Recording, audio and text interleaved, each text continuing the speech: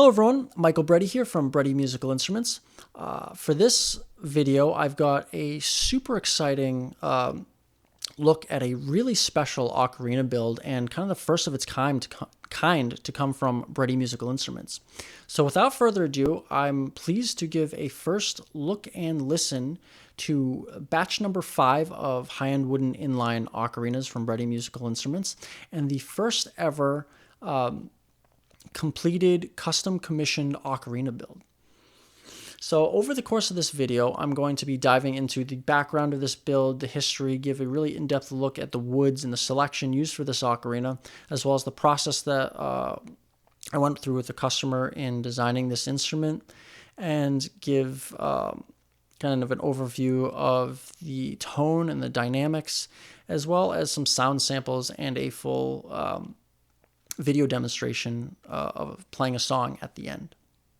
So if you've seen a prior released unveiling video back in April, at the end of April, for a custom bass shun made from figured rambutan, curly maple, and wenge, the process for designing and building custom ocarinas is very similar. It's the same process where I work very closely with the customer on the wood selection, getting into a lot of the details of the woods and the design and the aesthetics, and getting feedback from the customer as well. So it's a really one-on-one personalized dynamic to help them realize kind of the ocarina of their dreams. So diving right into this, the customer had originally reached out to me back in January after seeing my first batch unveiling.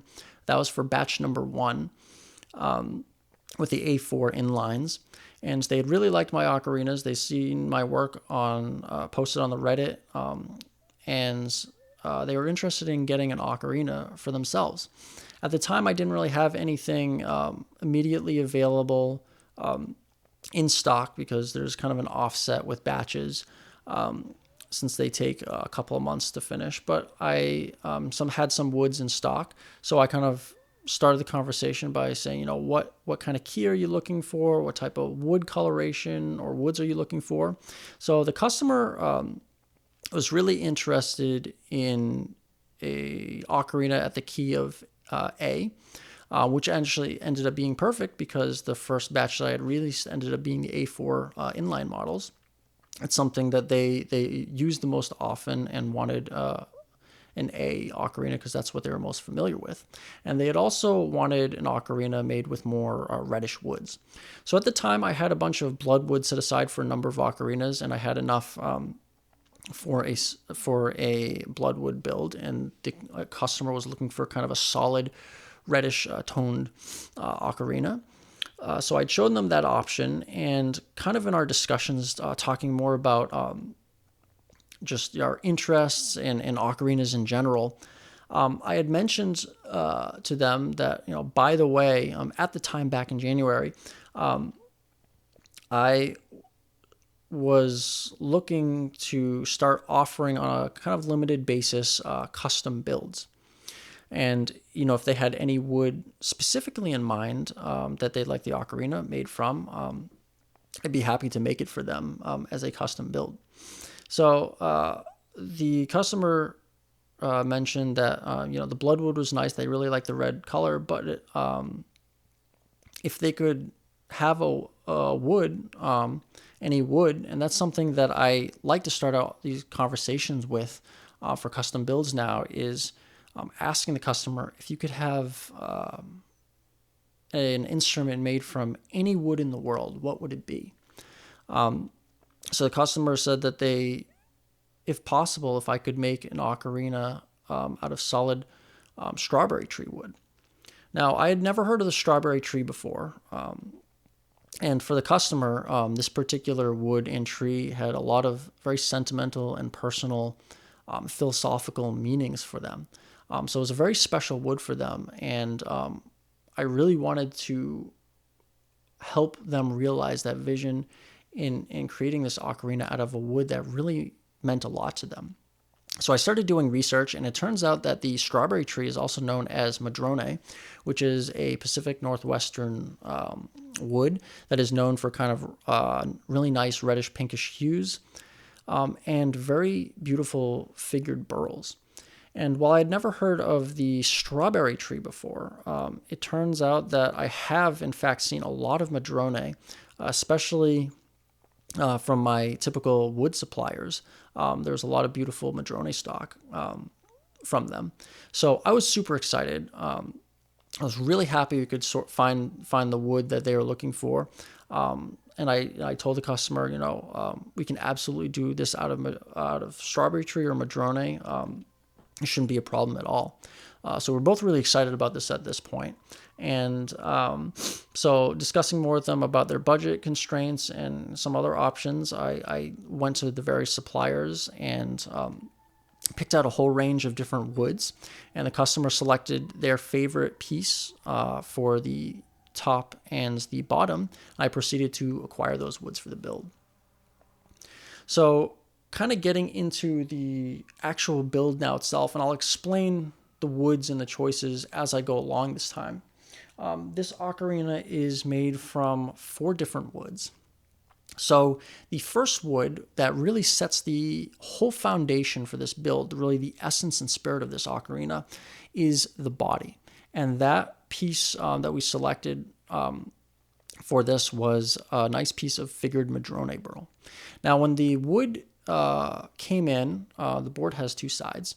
So one side was very clean, but kind of plain and a little bit boring. The other side, however, had a lot of natural checks and inclusions in the burl. And typically, if you see cracks or checks or bark inclusions or some other stuff in wood, you might think, that's a flaw, that's a defect. You can't use that for an instrument. But for instruments like these, I really love to capture that natural essence in the wood. I think that gives the instrument a lot of personality and charm and uniqueness. Every piece of wood is different, but having those extra flaws really, I think, enhances the overall beauty, the natural beauty inherent in the wood and what's really out there in nature. So instead of trying to hide away those defects or work around them, I like to embrace them and incorporate them into the design. So the body was based around that side, which had really nice pinkish reddish coloration, had the natural inclusions, and I designed it so the finger holes, the 2 thumb holes in the back, were positioned in a way that it wouldn't interfere with those inclusions. So taking a look at the wood directly, so this is the first wood in the build. This is the figured madrone. And you can see it's an absolutely gorgeous color. It's really beautiful, reddish, pinkish brown. And you can see the black inclusions. So all of these inclusions, all these spots and everything are natural checks and inclusions in the burl.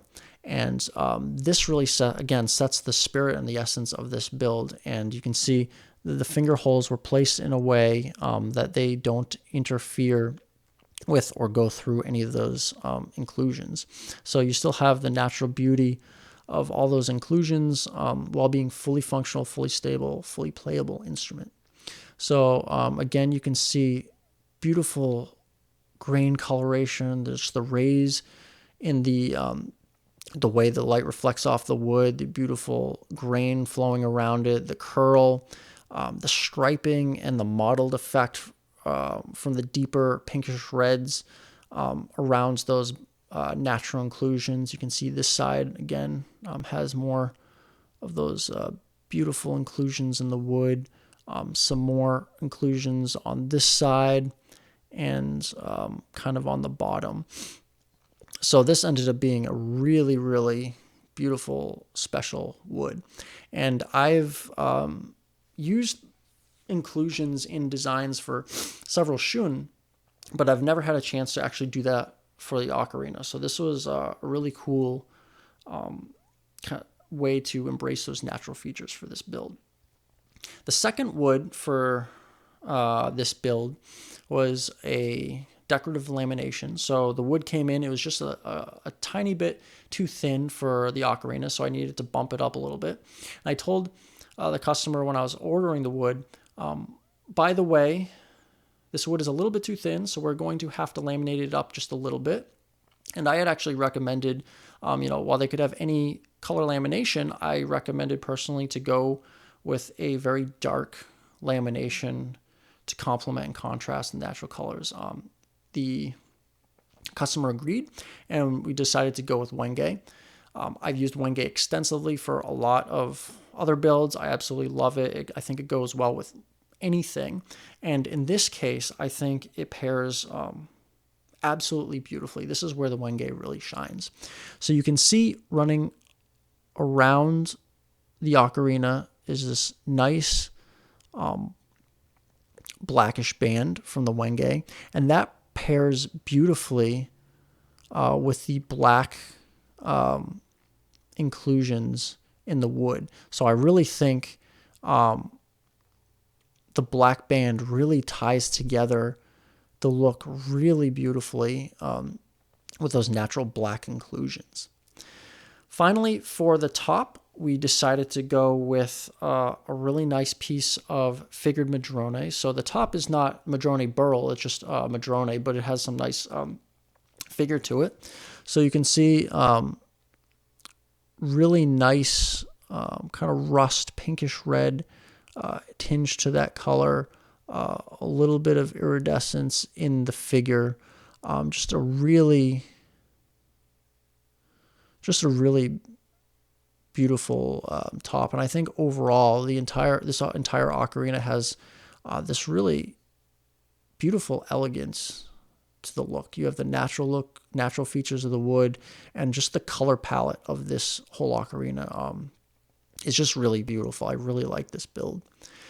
Now, finally, for the mouthpiece, the fourth wood of this build, you'll also notice that it looks different from my prior builds. It's figured, it's curly, different grain, and just different color.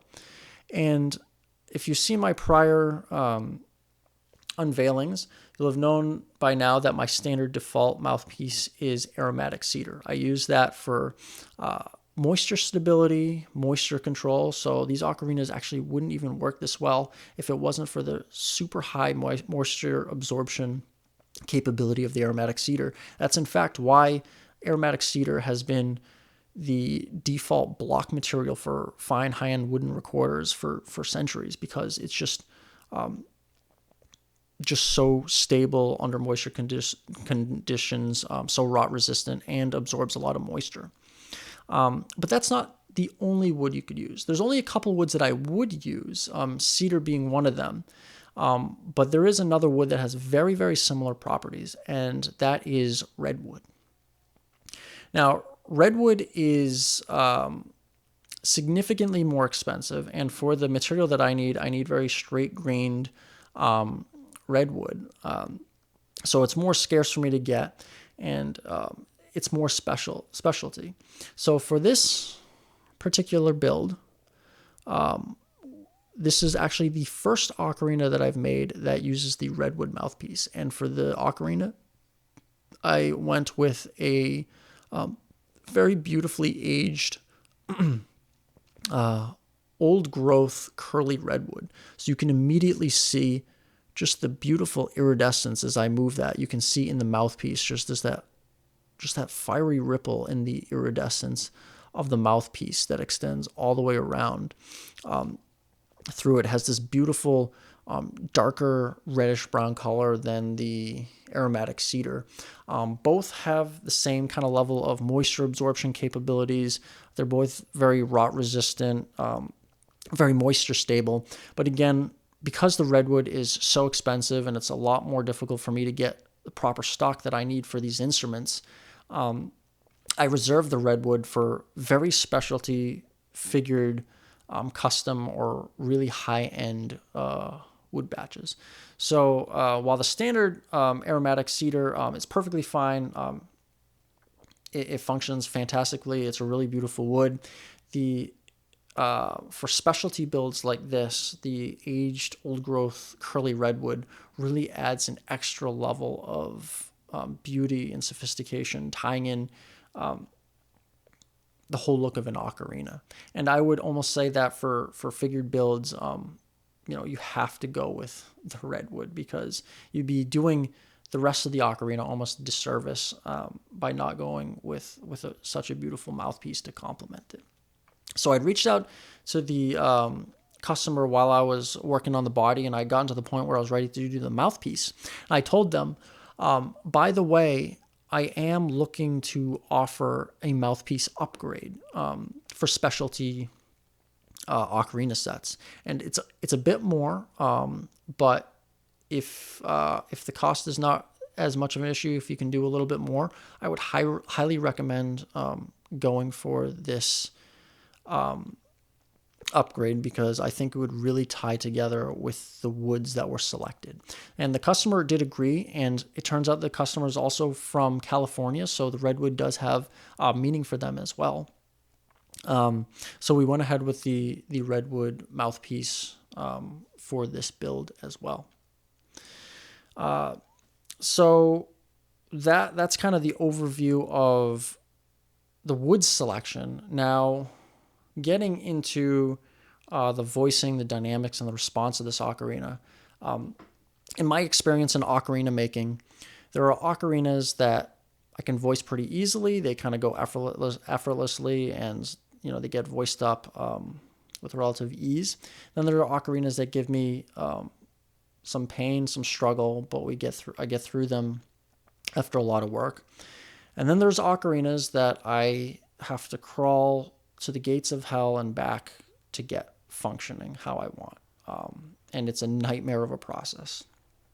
And I've had several of those batches. One in an upcoming batch that will be revealed at a later date includes some of my first ocarinas that was one of those hell batches. And I would say that this ocarina ended up being in that obscenely difficult category. For whatever reason, every single instrument's different. Sometimes they work out well. Sometimes they just put up such a fight. And this ocarina is no exception. This actually was a set of 2 ocarinas. So when I get a request for builds and I secure the woods for a custom build, there's always going to be enough wood for at least a couple of ocarinas, at least 2 ocarinas, unless it's a very small select piece of wood, but typically it's going to be multiple ocarinas. So what I do is I build the custom ocarina as a custom batch of multiple ocarinas, and at the end the customer gets the opportunity to choose their favorite in the batch, and then I either keep the other one for myself or put up for sale. So there were actually 2 ocarinas in this batch, this one and another one. In the process, unfortunately, the one didn't quite make it all the way through. I had just enough material for 2 tops, and in the process of voicing and revoicing, I lost one of the tops, and it ended up cracking. In an effort, I had partially glued it down, and I was testing the response. I didn't like it, and I tried ripping it off to reset it. And because the woods were so dry and so absorbent, the glue set very fast. And trying to pry it off, I ended up cracking the top. The body itself was still perfectly fine. That wasn't an issue. So I'm actually going to rebuild that ocarina at a later date. And almost every ocarina that I put out that makes it through the process has been rebuilt at least once. And by rebuilding, I mean either when I voice it, I glue the top piece, because you can see the mouthpiece is actually made from a bottom and the top. So when I voice it and I cut the windway and the top piece, and I glue it down, I do sound checks before I glue the top on. And if I don't like that, I saw it off and I remake it, revoice it, redo it again. And I do that until I'm satisfied with the tone. Sometimes I get to the point where I glue the top on and I don't like that, so I have to saw the entire thing off and redo the whole thing. For this ocarina, I had to saw off the mouthpiece and revoice it like half a dozen times. It was grueling. It really pushed me. There were times in the whole instrument making process is this roller coaster, up and down. It starts out good, and then it goes bad, and then it gets a little better, and then it gets a little worse, and eventually I reach a point where there's a critical juncture where it passes, or I have to redo it again. And I had to redo this mouthpiece several times to get the response that I wanted. And even though it was such a difficult process, and I partially lost, I'm going to rebuild the ocarina again, but only one ocarina made it through for the batch. It ended up working out really nicely. The A4 size ocarinas is the smallest inline size I make, and I mentioned this in other videos, is the most difficult ocarina to voice in the ocarinas that I offer. Just because for the extended range, the 11-hole 19-note range, for flat top ocarina, you have these bizarre second harmonic dynamic effects that occurs at the top ends that I spend most of my time trying to voice out. And that's what makes these really challenging to make. And for whatever reason, the smaller the ocarina, the more intense those second harmonic effects become. And I had to do a lot of experimentation and a lot of changes in the wind way that I wouldn't have normally done in other prior batches, to get this to work. However, through all of that, this ocarina ended up with a incredibly beautiful tone and response. To be honest, I don't think I could probably make at this stage, I don't think I could make any better of an A4 model in terms of voicing and response. For me, I think with all the ones that I've made, and I've made a lot of ocarinas already, and I've released a bunch of batches, and I have a bunch more that I haven't unveiled yet. They all play really nicely. They all have beautiful tones, so there's nothing wrong with any of the prior and ocarinas that I have made.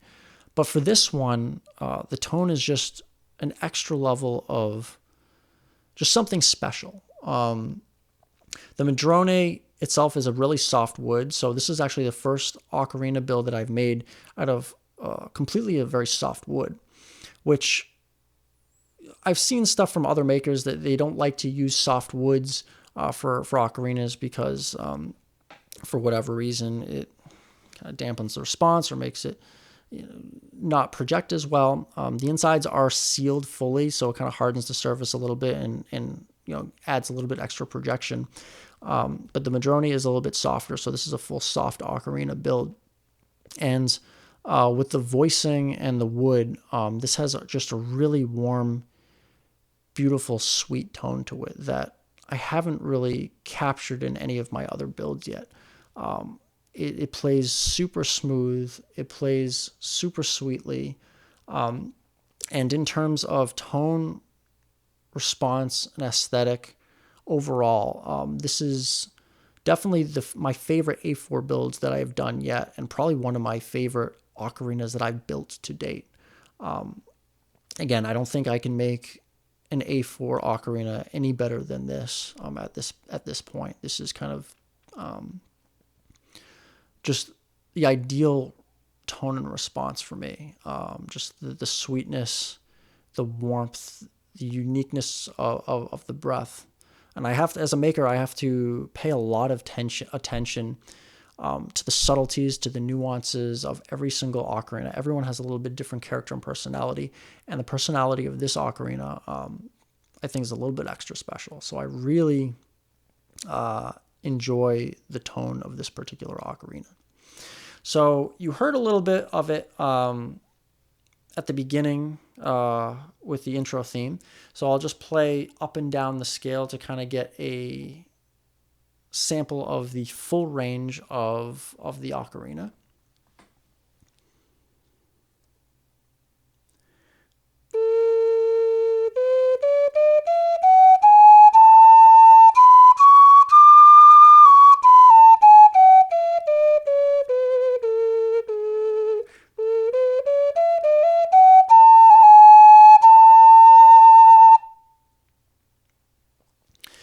So again, it's not something that it's very hard to describe until you actually play it and you play a number of ocarinas, but just the way that the tone just flows effortlessly out, just the back pressure, the response, just when I'm playing it, it feels like almost like I have like a mouthful of honey. Like that's the best I can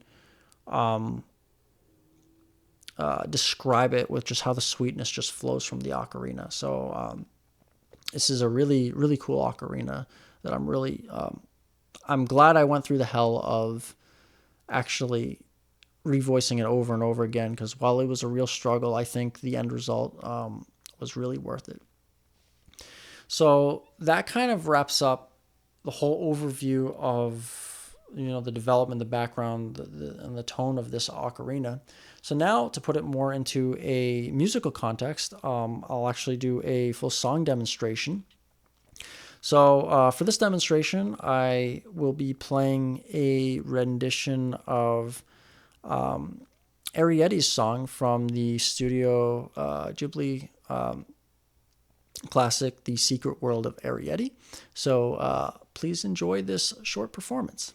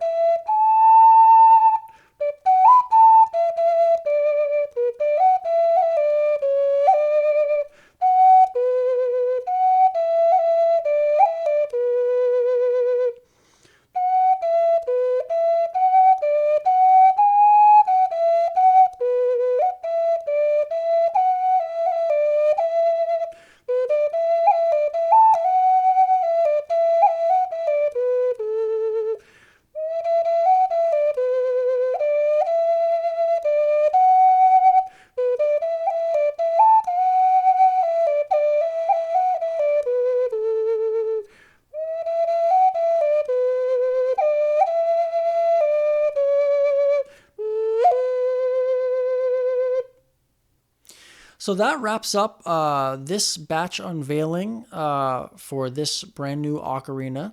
So this is ocarina number 27. This is batch number 5 for the month of May this year. And this is the first completed custom commission ocarina that I have done. So just to review really briefly, this again is made from figured madrone burl, wenge, figured madrone, and curly old-growth redwood.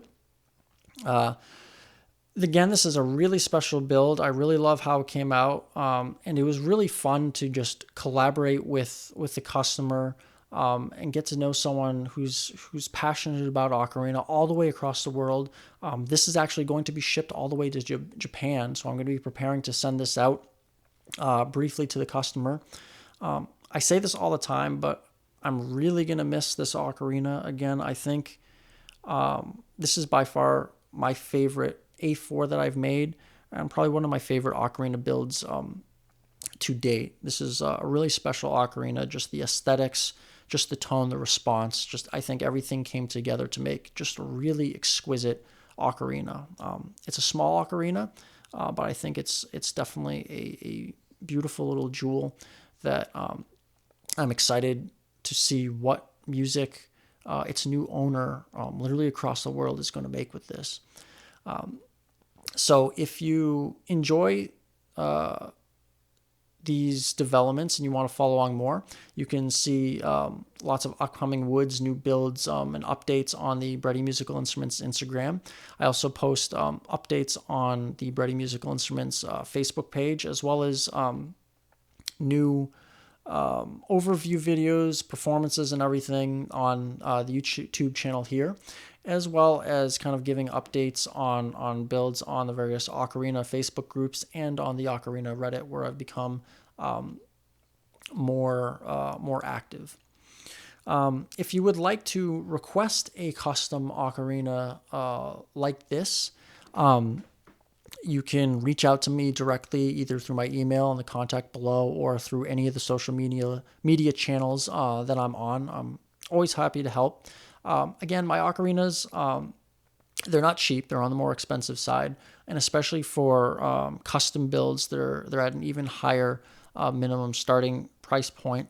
But I do like to make the process very personal, very custom, and very one-on-one. Not only getting a chance to learn about my customers and know about them and their preferences and their woods and their passion for the ocarina, but also having the chance to develop special ocarinas for them that mean more to them with the woods that they personally like for whatever personal reasons.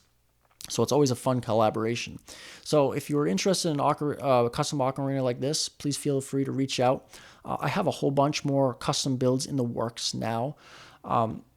Typical ocarinas take about 2 months from start to finish. The custom builds now take a bit more. This one is actually a 4-month build, and I'm actually getting a little bit of a backlog of work and kind of a wait list for some ocarinas moving forward in the future. So if you want to get in the queue, feel free to reach out to me and, think about what woods you like. As long as I can source the wood and I'm not allergic to it, which is just a couple of species that I'd probably shy away from, I'd be happy to make instruments out of any wood in the world that you would like. So thanks again for watching, and I'll see you next time.